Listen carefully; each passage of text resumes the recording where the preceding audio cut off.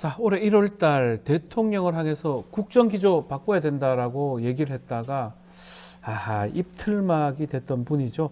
진보당의 우리 강성희 의원, 이후 어떻게 지내고 계셨는지, 또 21대 국회에서 첫 입성을 하고 의정 활동 이제 마쳤는데 그 소감까지 들어보는 시간 갖겠습니다. 의원님 나와 계십니까? 네, 안녕하세요. 네, 진보당 오늘 전 의원 강성입니다. 예, 이제 하루 지났는데 전 의원으로 그렇게 표현하셨군요. 네, 그렇습니다. 제가 입틀막이라고 표현을 그냥 했습니다.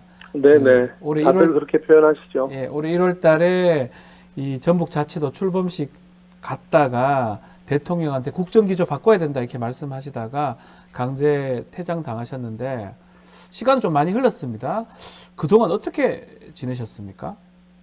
이거 얘기 관련해서 무슨 사과 받거나 뭐 대통령실 얘기가 있던가요? 뭐, 그때 당시에 이미 국회의장께서 네. 국회 본회의장에서 요것에 대한 입장을 표명하고, 재발 방지 대책 등을 요구하셨지만, 네. 대통령실에서는 그 이후에 아무런 입장이 없는 상황입니다. 그리고 그때 당시에 그 영상을 보면서 네. 사실은 우리 많은 주민분들이 제게 정말 너무 화가 나서 밤새 잠을 못 잤다, 눈물이 났다 이런 얘기 해주시면서 네. 함께 아파해 주시고 분노해 주셔서 저는 또 큰 힘과 용기로 잘 지냈습니다. 저 뭐 보는 뭐 많은 국민들이 깜짝 놀랐던 상황인데 네, 그 결국은 이제 경호실에서 했던 거 아니겠습니까? 그렇죠.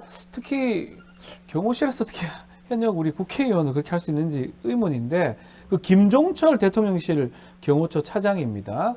이분이 경질도 안 되고 바로 또 병무청장으로 또 영전이 됐습니다. 이 부분은 어떻게 보셨습니까? 그 말씀드렸다시피 사실 예. 우리 국회에서 요구한 것은 대통령의 사과, 네. 그리고 재발 방지 대책, 그리고 이 일을 벌였던 경호처 책임자에 대한 경질, 뭐 이런 그렇죠. 것들을 이제 요구했는데 네. 어떤 것도 진행되지 않았고 음흠. 도리어 이제 병무청장으로 영전했다고 저는 들었는데 네. 이미 예견된 일이죠. 왜냐하면 1월 18일 날 제가 이틀막 사건 당한 이후에도 네. 의사 선생님도 그랬고 또 음흠. 카이스트 졸업생도 그랬고 같은 일을 계속 당하지 않았습니까? 네. 근데 이제 이것은 대통령이 경호실에 대한 무한한 신뢰를 보여주고 있으니까 이런 일들이 계속 일어날 수밖에 없다라고 생각했고 음흠.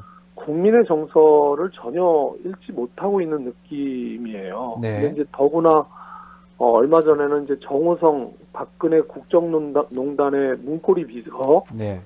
이분을 비서관으로 채용했는데 다시 기용했죠. 예. 예, 제가 보기에는 국민의 정서를 읽지 못하는 것을 넘어서서 대통령의 좀 위험한 징조가 아닌가 이런 생각까지 듭니다.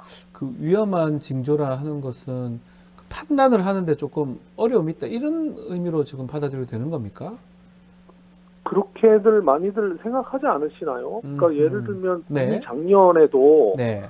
강서구청장 선거할 때도 대통령실에서는 강서구청장 선거 국민의힘이 이긴다라고 판단했다는 거 아닙니까? 네네. 부산 엑스포도 잘하면 우리가 유치할 수 있다라고 대통령실에서는 판단했다는 거잖아요. 그렇죠. 네. 그래서 되게 대통령실 정도가 이런 정도의 판단이 안 되나? 이런 이제 생각이 많이 들었는데 지금 나오고 있는 어떤 일련의 일들을 보면서는 정말 이렇게 해서 이 정권이 제대로 된 어떤 역할을 할 수 있을까? 네. 이런 고민을 많은 분들이 하실 것 같습니다. 저 역시 그렇게 생각이 들고요. 예. 자, 그리고 이제 28일입니다. 최상병 특검법 재표결이 이루어졌는데 부결됐습니다. 결국 21대 국회에서는 이제 할 수가 없는 상황인데 좀 그 투표 수를 보면서 이게 좀 이상하다. 여당도 뭐 이탈했지만 야당도 이탈한 거 아니냐. 뭐 여러 가지 분석들 나오는데 의원님께서는 어떻게 보십니까? 그래서 저는 이제 사실 그 표결 들어가기 전에 많은 기자님들한테 질문을 많이 받았거든요. 어떻게 네네. 될 것 같냐. 네. 근데 우리가 무슨 예측하는 사람이 아니기 때문에 그것을 예측하기는 되게 어렵다고 생각했지만 다만 국힘에서 찬성으로 돌아서신 분들이 네. 되게 비중 있는 분들이 많으셨어요. 예를 들면 유이동 정책위원장 역할을 하셨던 의원님이시라든지, 네. 뭐 최재형 의원님이라시든지, 그래서 저는 이러면 뭔가 더 많은 사람들이 표현하지 않지만 이탈할 수 있지 않을까 이런 생각했는데 네. 결과는 아무튼 반대 111표고 무효 4표가 나오지 않았습니까?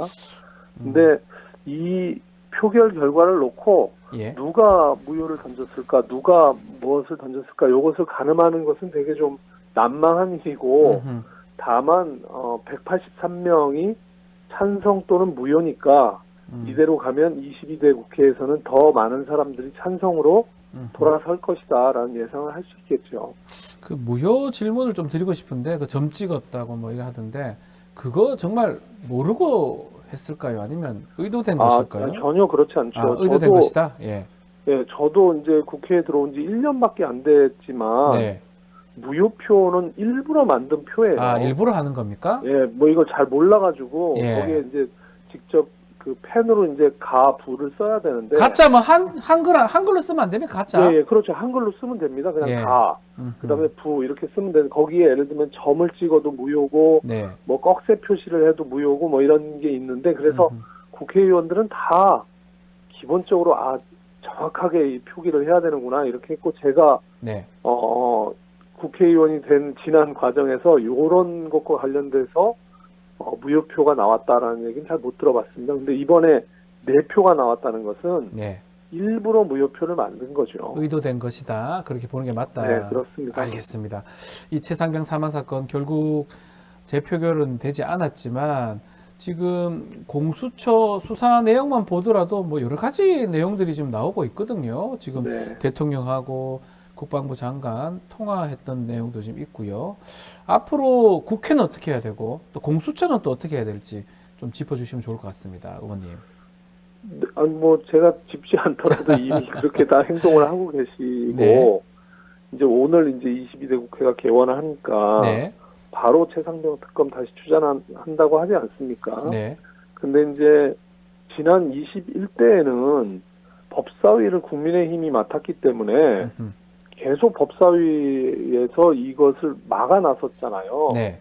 근데 만약에 이번에 민주당이 법사위원장을 맡는다고 하면 훨씬 속도가 빨라질 겁니다. 아하. 그래서 뭐 제가 생각하기에는 뭐 한두 달 내지는 두세 달 정도면 다시 이 본회의에 올라오지 않겠냐.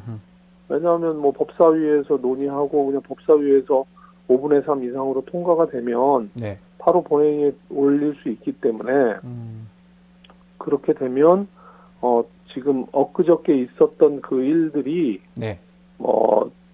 몇 개월 지나지 않아서 다시 이제 반복하게 될 겁니다. 국회는 아무튼 빠르게 지금 야당들이 약속을 하고 있으니까 네. 그렇게 진행이 될 텐데 그래서 법사위원장에 대한 자리를 놓고 국민의힘과 아마 대결 국면이 만들어지기야 하겠지만 네. 그래도 국민들이 모아준 의원들의 숫자가 압도적으로 야당들이 많기 때문에 빠르게 정리하고 진행해야 한다. 저는 이렇게 생각합니다. 네. 공수처 같은 경우에도 네. 보다 더 본격적으로 용감하게 수사를 진행해야 하지 않겠습니까? 국민들이 보기에는 지금 뭐 대통령과 이종섭 장관과의 통화 기록 등이 이렇게 계속 나오고 있고 네. 일각에서는 왜 대통령실에 대해서 압수수색이나 이런 것들 전격적으로 하지 않냐 이런 이제 문제 제기도 하고 있는 것 같은데요. 맞습니다. 그동안에는 공수처장이 공석이지 않았습니까? 네. 그러니까 사실 그 밑에 계시는 분들이 그런 정도의 결단을 하지는 못했을 거다 저는 이렇게 생각을 하고 다만 이제는 국민들이 뒤에 있다는 자신감을 갖고 전격적이고 용감한 수사를 해야 된다. 그래서 특검이 되기 전까지 최선을 다해서 수사해 주시기를 국민들이 다 기대하고 있지 않겠나 생각합니다. 네.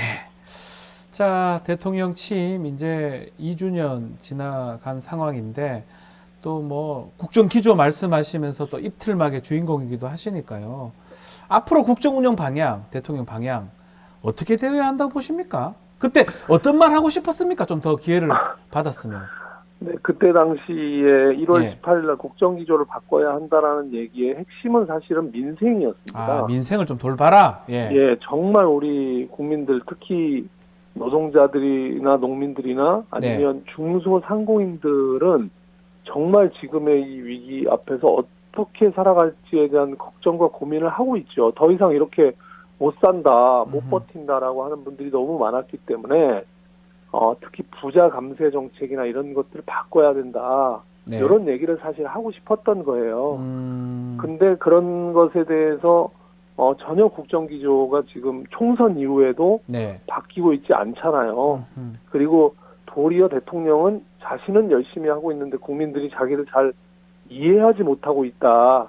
이런 식으로 지금 하고 있지 않습니까? 네. 그래서 정말 답답하고 이제는 한덕수 총리 이후에 인선도 지금 못하고 있는데요. 네.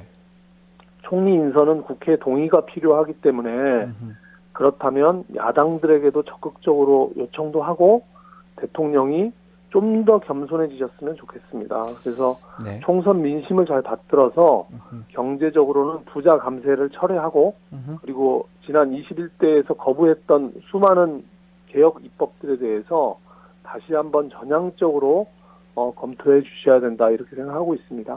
그 총선 하면서 1호 공약으로 대통령 탄핵을 말씀하셨는데 그 생각은 아직 변함이 없으십니까? 저는 국회 본회의에서 네.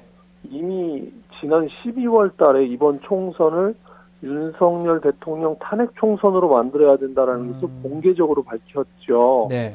그리고 사실 계속 저희 진보당은 대통령 탄핵을 계속 얘기해 왔는데 사실 그동안에는 민주당이나 다른 야당들이 탄핵과 관련돼서는 조금 유보적인 입장이었다고 해야 할까요? 아하, 예.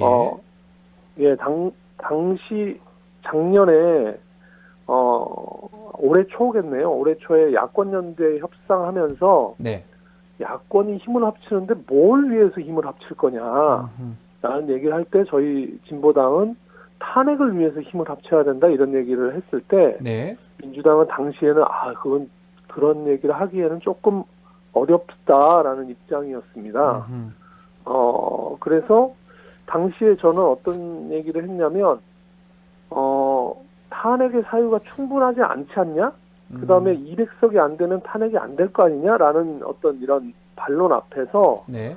아니 과거 박근혜를 끌어내릴 때도 야권은 170석밖에 안 됐지만 우리 야권이 단결해서 싸우니까 여당에서도 60여 명의 여당 의원들이 동의해서 탄핵을 만들어내지 않았냐. 네. 그리고 탄핵의 여건이 충분하지 않다라고 하는 것도 이채 양명주 이것만 가지고도 충분히 탄핵이 가능하다. 저희들은 그렇게 주장을 했었습니다. 네.